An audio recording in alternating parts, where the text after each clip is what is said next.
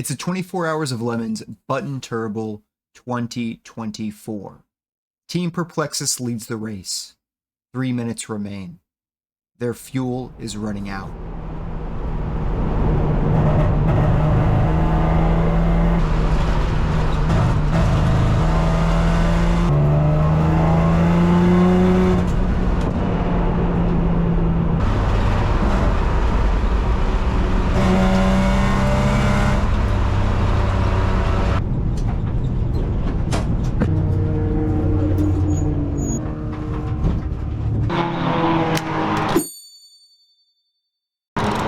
Get in.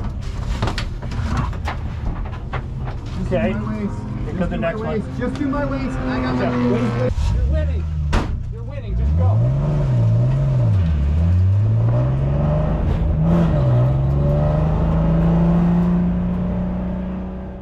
I'm here at Button Willow Raceway for the 24 Hours of Lemons Button Turrible 2024. We are racing as Team Perplexus, and on top of that, it is Jake's stag weekend, so we have a special theme of the Hangover.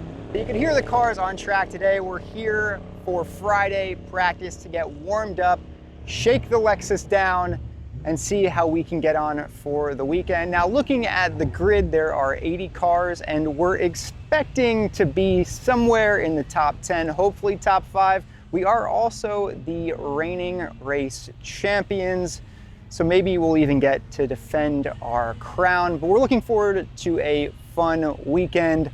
Let's go have a look around the paddock. If you've never heard of the 24 Hours of Lemons, it's a hobby endurance racing series where participants take road cars that are well past their prime and outfit them with racing safety equipment like roll cages, bucket seats, harnesses, fire suppression systems, and electrical cutoff switches. Drivers are also required to wear full racing suits that are fireproof, up-to-date helmets, Hans devices, and the like. Now, all of these cars are supposed to be a quote-unquote $500 car or hoopty, but there are some cheaty cars out there. You might think that our Lexus IS300 could be one of those cheaty cars, and there are also like Volkswagen GTIs, Miatas, BMW 3 Series. So the idea of a $500 car is really about a road car that's past its prime, probably high miles, maybe been in an accident, but you have to kind of convince the judges that you could consider the car you're racing a $500 car. The race at Button Willow was 8 hours on Saturday and 6.5 hours on Sunday. We take a break over the night. Usually people are camping out at the track, but one of the main aspects of Lemons is that community. There's always a charity that we are raising money for over the weekend. This particular weekend, it was Ranger Road. Ranger Road is a veterans support charity, and they actually race over the weekend, giving veterans the opportunity to get out of the house and get on track. They even have a VW Golf that has hand controls, so service members who lost limbs in the line of duty still get the opportunity to get in that car and get out on track. We've had our garage beside them before, and they are a lovely group of people, and we love having them out on track with us. Overall, there's a lot of camaraderie within the paddock, which is actually one of my favorite things about racing in the 24 Hours of Lemons, because you're always meeting people, conversing, and it's not just about the racing, it's also about the people involved, and it's not quite a party, but it's also kind of a party.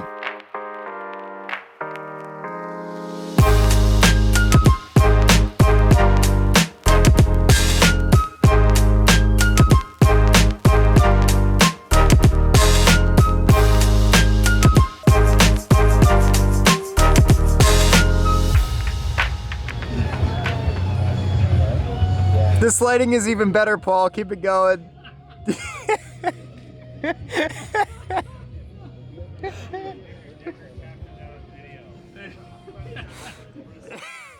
It's so complicated, man. Pick one name. If you are not following the El Gato con la Pipa Twitch channel, you're making a mistake. Click follow. If you are not subscribed to the Jeffrey Decker YouTube channel, you're making a mistake. Hit subscribe and click the notification bell. All Lemons weekends start out with a driver's meeting, and this goes over some basics like what the flags mean, how to serve a penalty if you get a black flag for making a mistake during the race, how to work with the tow trucks so that you can get your broken down car towed back to the pits, And there's also a rookie drivers meeting in case you've never raced in Lemons before. Now, once all of the crazy drivers who are about to partake in this particular race are released, they go back, suit up, get in their cars, and grid up. There is no qualifying, so on Saturday, where you end up in the line of cars is essentially where you're starting. Once the time ticks over to start the race, they throw the green flag on roughly whatever car seems to be closest, and you go racing.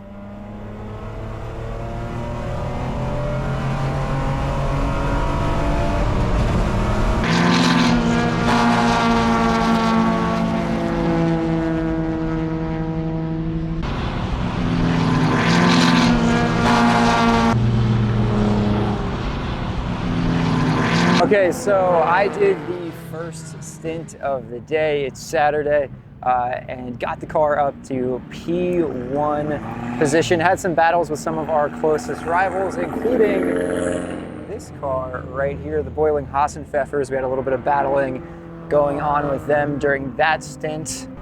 One of the frustrations about fighting the cars we often find ourselves around is we have less power than they do, so they're generally faster down the straights. This means that we need to try to carry more momentum through the corners and be a bit more strategic about how we overtake in traffic. It can be frustrating because you often feel like you're faster overall, but held up in key areas. So we always have to be on the lookout for an opening and pouncing on our opponent's mistakes.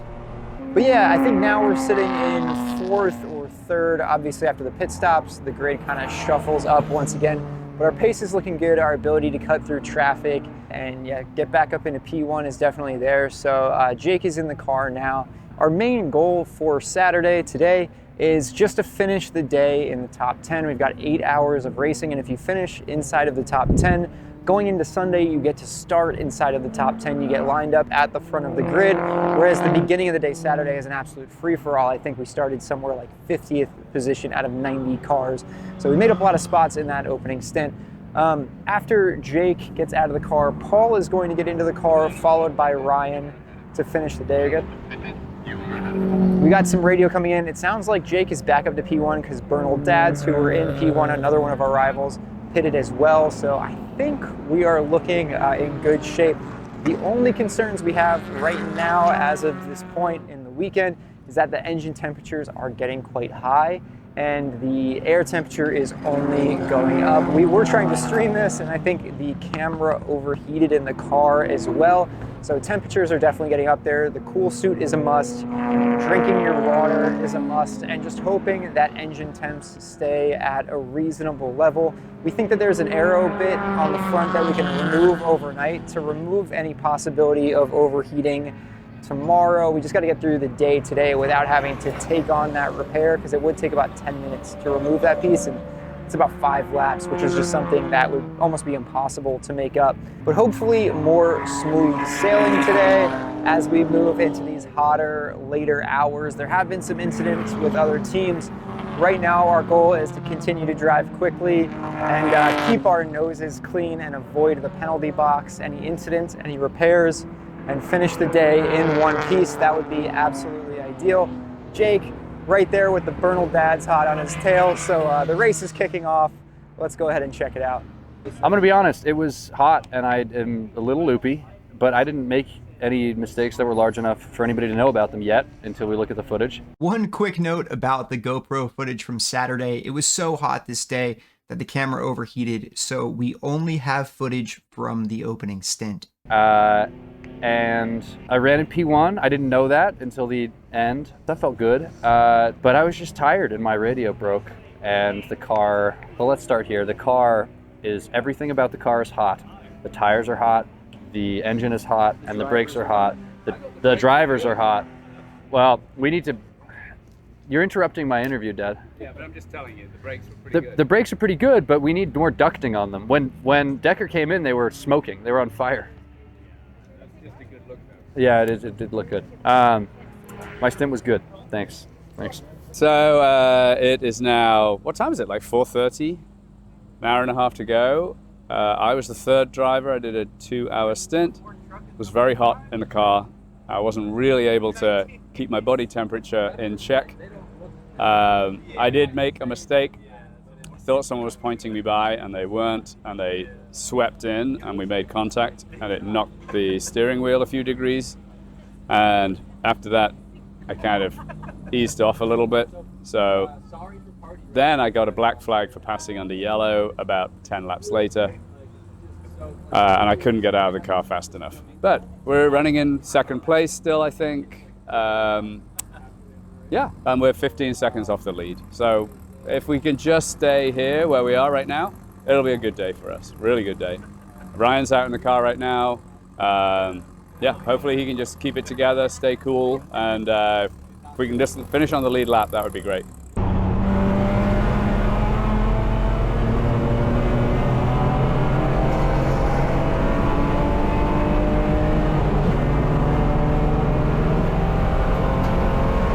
At this point in the weekend, there were 4 cars on the lead lap, including us, all battling for first position, and at different times of the day, we all held first position. The boiling Hassenpfeffers were one of them who I mentioned before. The other 2 were friends over at Point Break It, who also have a Volkswagen GTI, as well as our friends over at the Bernal Dads in their Volvo station wagon. Now, each of these teams started to run into issues with about an hour remaining.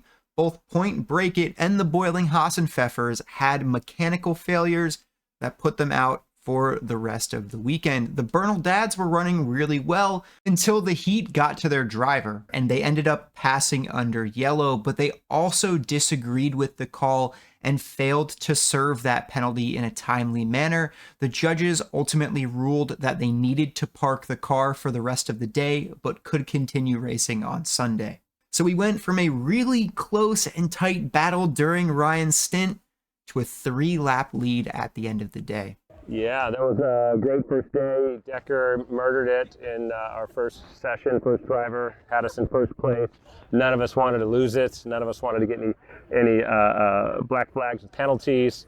So when I got in the car, Paul, who just came out of it, I guess he hit somebody, so I had the steering wheel about 20, 30 degrees to one side and a dirty-ass windshield as the sun was setting, which made it a little interesting to put down some hot laps. But the car was good, given the situation with the accident. It was fast. It had a weird sputter, which I thought I was running out of gas, but it had half a tank, so I'm not sure what's up with that. And a vibration in the front right, which we got to sort out today. So any left-hand turns, a lot of wheel shake, something's not right. So we're going to hopefully get all that situated, fixed tonight, and go out and dominate again. I mean, I think some of our best competition had some issues, some black flags, and some mechanical issues. But we had almost a flawless race, 1 black flag, but stoked to be 3 laps up on our day 1. I mean, I think that's new for us. I don't think we've ever been this far up. Overnight on Saturday, we did the best we could to repair the car and address all the issues, but we couldn't completely fix everything, so we did have a slightly compromised car going into Sunday with 6.5 hours remaining. The car that would be chasing us down all of Sunday is Sorry for Party's Zebra Mazda Miata, a car not actually built for lemons, but one built for a series called Champ Car, which is a little bit more racy. The only reason they weren't on the lead lap with us at the end of the day on Saturday is because they ran into some penalty issues, so we knew on Sunday our main goal would be staying out of the penalty box. The other advantage they would have going into Sunday is they could definitely finish the day on 2 pit stops. Unfortunately for us, it looked like we would have to do it on 3 pit stops, which means we would lose some of our advantage simply by having to pit and refuel. So we knew going into Sunday that if we made any sort of misstep, our 3-lap gap would soon become nothing.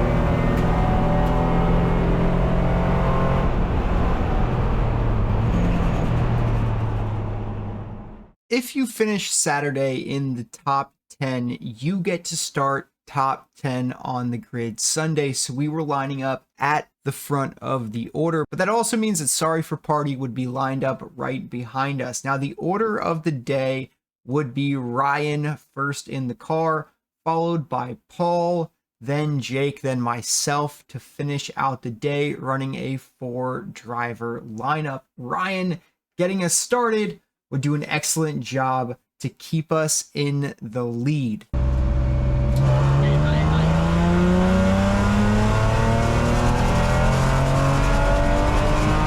So we started on P1 on grid this morning and kept it in P1 for the whole session, the first 2.5 hours.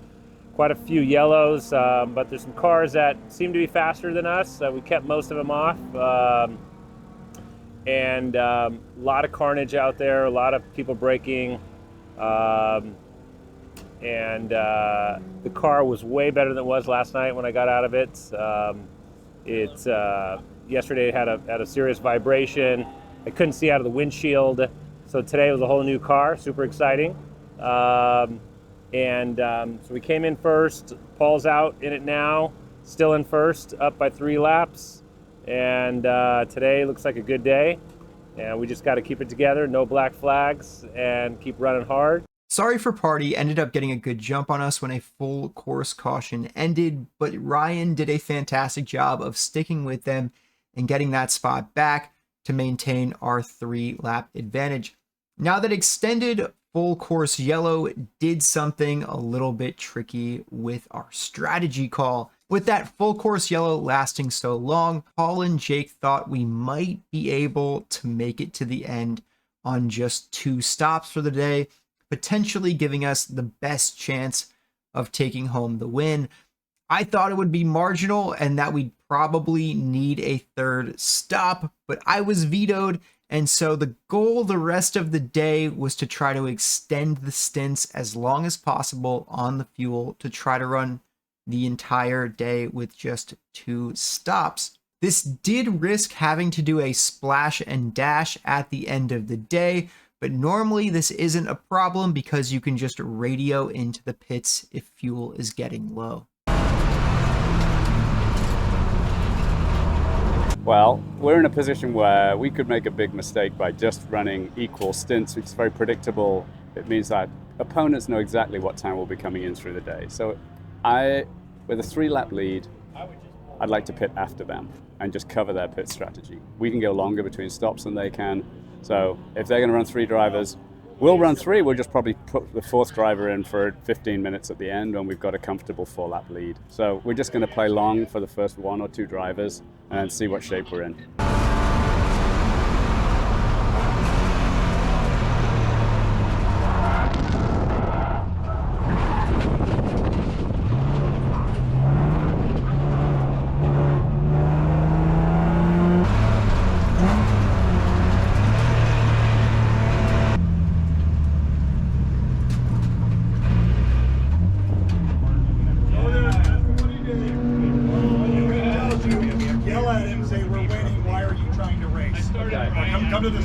What did you do? I went 4 wheels off at the last corner. We're winning. Why are you trying to race? We're winning. Why are you trying to race? I think I'd better not try and race and preserve our lead. That's a good idea. All right. Okay. Let's go. Can we go? Yeah, we can go. Despite the minor mishap, Paul would do a fantastic job of keeping us in the lead of the race.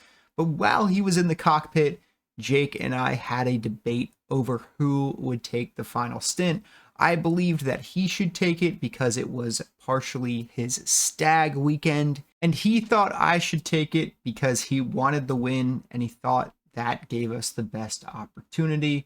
After some back and forth, I finally conceded, suited up, and got ready to take on what I hoped would be our final stint of our race-winning weekend.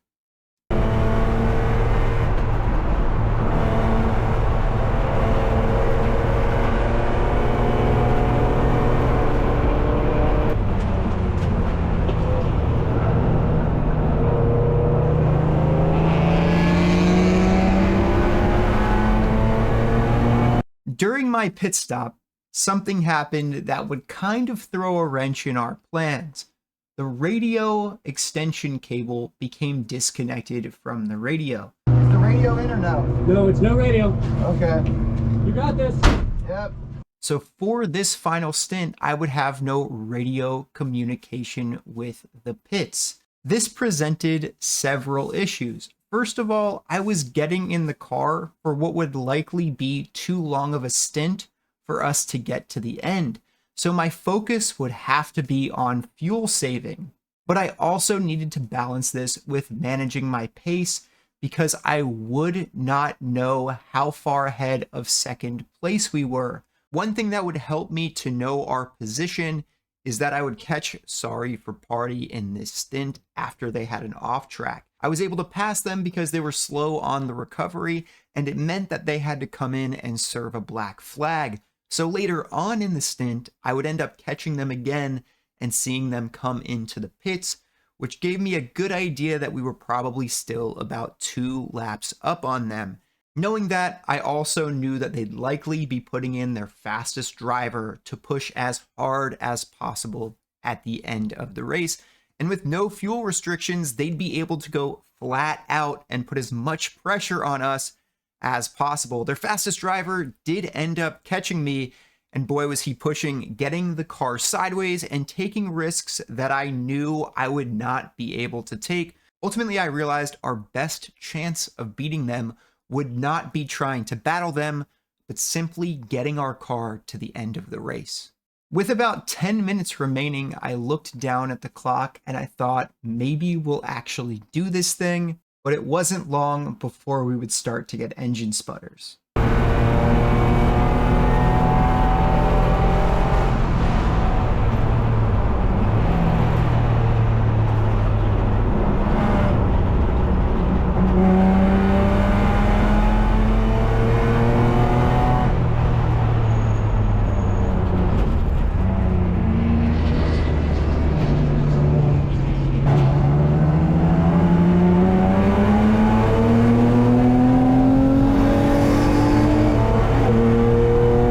The first lap around wasn't so bad, but as I passed the pits, waving my hand out of the car, I didn't spot the team in pit lane, so I knew I couldn't come in the following lap in case they didn't see me. On the next lap around, I saw the team in the pits, but the sputtering was getting worse and I would have to make it a further lap around the track before I could get to them. On this final lap coming into the pits, I barely had any engine drive and I was convinced that I would not make it back to the pits in time. But miraculously, I did. I jumped out of the car, we splashed some fuel in it, and I jumped back into the car with the team believing we were still in the lead. But unbeknownst to us, Sorry for Party had passed us on track while we were in the pits. As we started leaving the pits, the clock ticked over to 3:30 and I was worried that they wouldn't let us back out on track. We're the lead car. Okay. Yeah. So I didn't know if you guys were considering not letting us out because it was close. No, I don't. Okay, sorry, I don't sorry. care. I just have a legal obligation to check you. Yeah, no, fair enough, fair enough. All right. Thank you. Once released on track, I knew I had no more fuel saving obligations for this last lap, and I just went for it, hoping it would be enough to hold on. As I came to the finish line, they dropped the checkered flag on me, and I thought I won. But on my in-lap, I started to notice that all the cars ahead of me were also slowing down, which meant that they'd also seen the checkered flag, which means they'd already dropped the checkered flag on someone else. So we must have lost out in that pit stop. On the way back to the pits, I waved at all the flag stands, thankful to the corner workers who put in so much time in uncomfortable conditions to allow us to do this race, and thinking just how close we were and just how unfortunate we were to have lost out here. But as I approached the start-finish line flag worker, they leaned down and held up the number 1, indicating that we'd actually won the race. And as I approached the judges, they confirmed it too. We made it tough, huh? You did it. We made it tough. You did. You made it tough. Nice, but you earned it. Thank you. That much. Yep. We were so close to missing out, but we pulled it off by mere seconds. And it turns out it was just mere seconds. When we came into the pits, we pitted on the other side of the start-finish line. We didn't do this intentionally, but it played into our favor. That meant we completed lap 325. As Sorry for Party passed us while we were in the pits, they completed lap 324. Because we were still in the pits when the clock ticked over to 3:30, the start-finish line wasn't sure who to drop the flag on, and so when Sorry for Party came around to complete their 325th lap, they initially got the checkered flag. Because we were released to complete our 326th lap, it looks on paper like we won by a full lap. But realistically, we were only released about 30 seconds before Sorry for Party came over the start-finish line. So a 14.5-hour race really just came down to 30 seconds on track. We cut it too close. We cut it too close. We cut it too close. That's for sure. Now, normally we don't give a crap about overall, and now we just give a little bit of a crap about overall because it was a nail biter right until the end. And when everyone thought 181 had it stitched up, they came in for a fuel stop with 1 minute remaining. All right, but they managed to get back out there in time and just barely get ahead of the Sorry for Party Racing Miata, and they got out there to see your A and overall Perplexus Lexus car 181.